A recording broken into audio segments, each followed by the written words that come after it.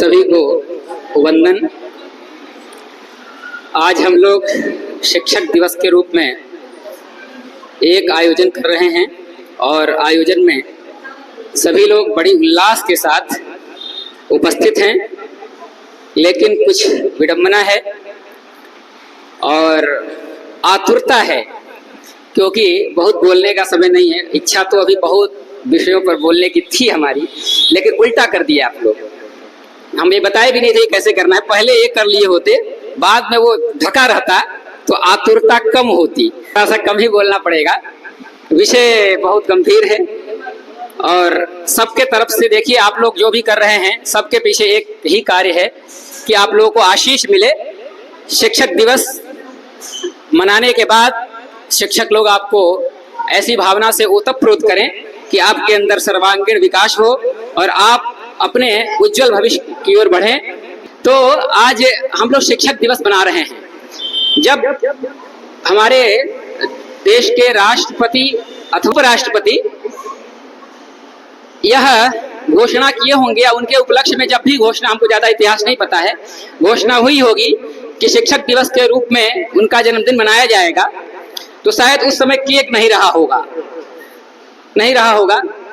और आज क्योंकि कालक्रम से थोड़ा सा परिवर्तन अपेक्षित है, हो ही जाता है, लेकिन हमारी स्थिति क्या होनी चाहिए हम उस पर थोड़ा बोल देते हैं। हम बहुत विरोध नहीं कर रहे हैं, आप लोग जो करना है करिए, लेकिन हम थोड़ा सा सम्मिलित नहीं होना चाहते हैं इस कार्यक्रम में, वैसे कार्यक्रम में, क्योंकि हम थोड़ा सा समझते हैं कि हमको जिम्मेदारी विशेष है।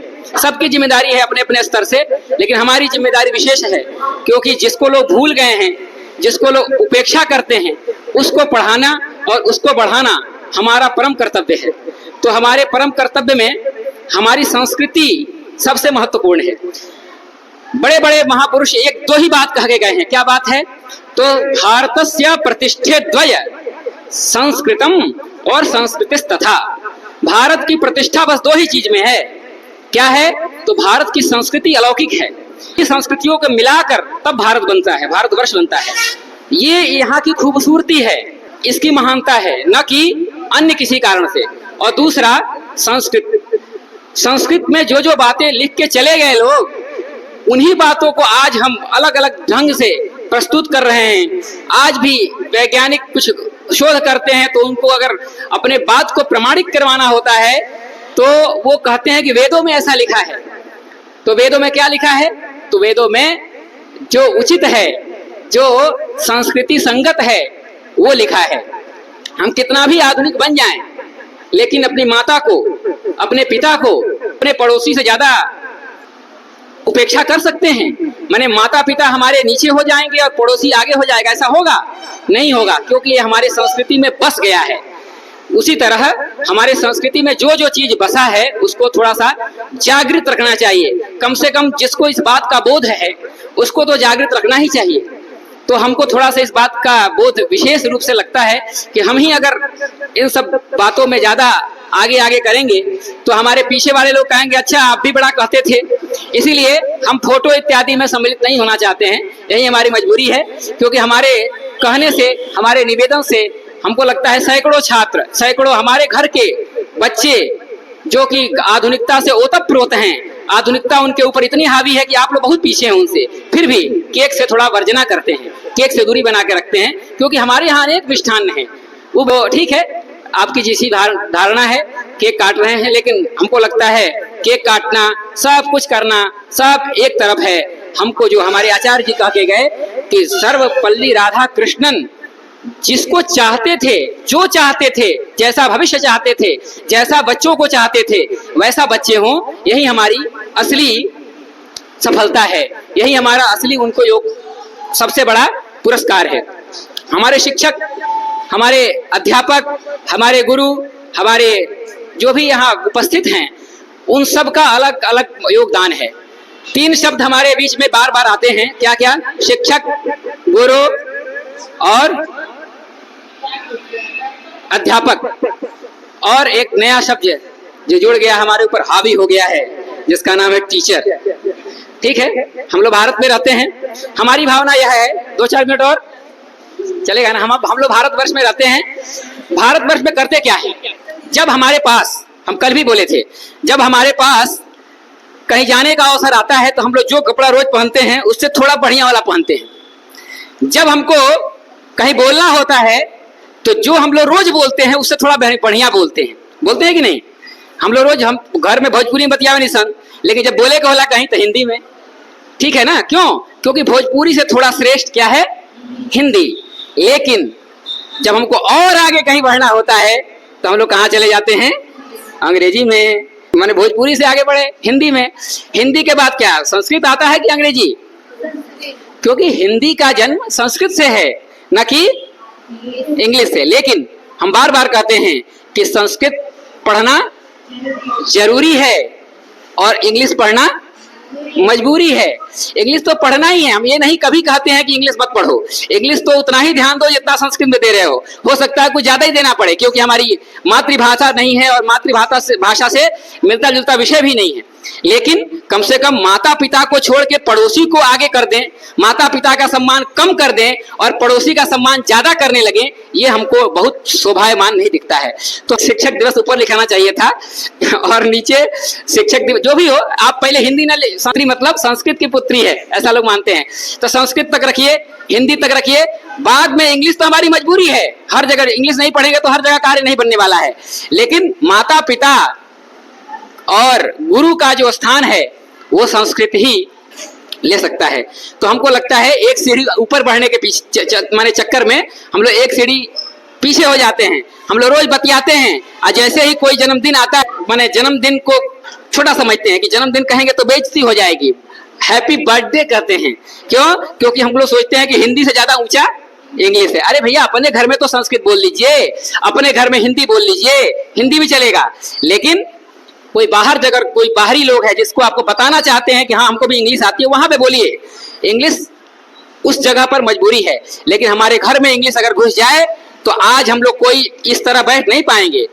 हमारे घर में जो अंग्रेजों का वातावरण है वह न हावी हो, इसीलिए बार बार लोग कहते हैं कि हम लोग क्या बने? उपभोक्ता बने, स्वदेशी। हर जगह बार बार स्वदेशी। आजकल तो विशेष रूप से देखिए, आज ही का दिन है जो जीएसटी कम कर दिया गया है बहुत सारे चीजों पर, क्योंकि हमारा स्वदेशी उत्पाद बढ़े। अरे भैया, स्वदेशी उत्पाद कैसे बढ़ेगा? बाहरी दिखावा से नहीं बढ़ेगा। पहले मन से स्वदेशी हो, उसके बाद तन से स्वदेशी हो, उसके बाद हमारा धन स्वदेशी में जाए। पहले हमारा मन ही स्वदेशी नहीं हो रहा है, हम पूरा का पूरा विदेशी बनते जा रहे हैं। तो हमारा देखिए, आप लोग जो कर रहे हैं करिए, हम किसी को रोक टोक नहीं रहे हैं, लेकिन हमारा जो धर्म है, हम विशेष रूप से संस्कृत पढ़ाने आए हैं और जहां जहां संस्कृत का विषय आएगा उस पर हमको थोड़ा सा लगता है बोल देना चाहिए। 3 शब्द हम लोग लिए थे, गुरु, शिक्षक और अध्यापक। सबसे पहला हमारा जो गुरु होता है वो कौन होता है? माता। सबसे प्रथम गुरु माता।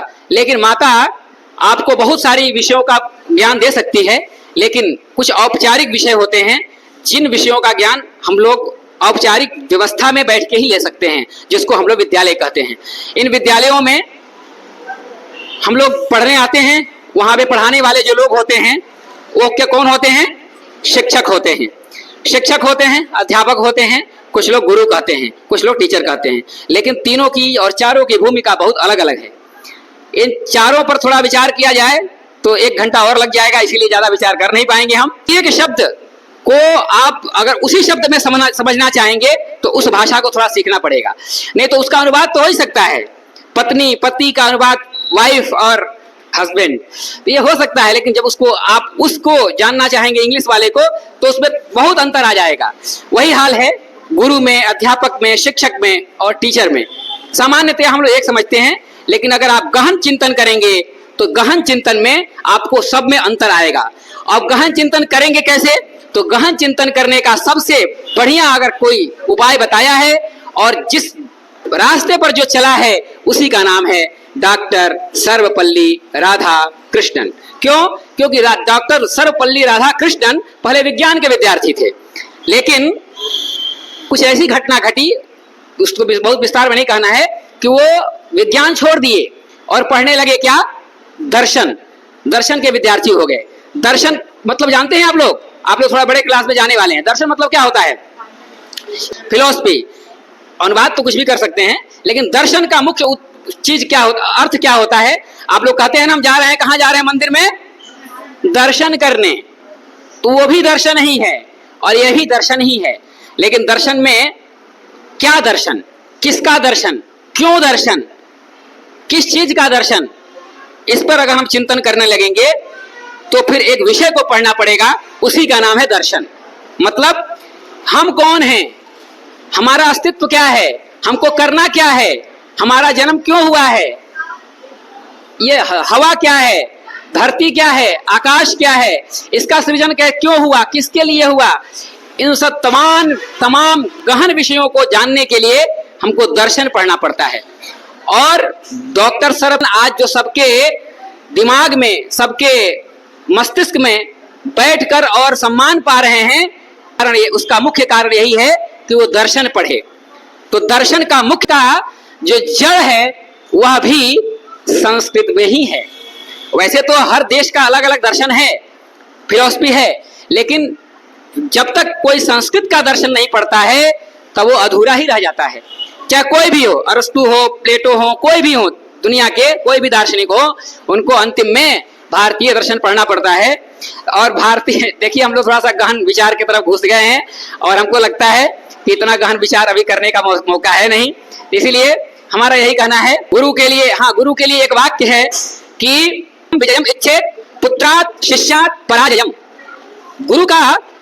गुरु की इच्छा क्या होती है, सब लोग चाहते हैं कि हम सबसे आगे बढ़ के जीत जाएं, हर जगह विजय हो हमारा, लेकिन गुरु क्या चाहता है कि अपने पुत्र से और अपने शिष्य से हम हार जाएं, यही उसका मूल ध्येय होता है।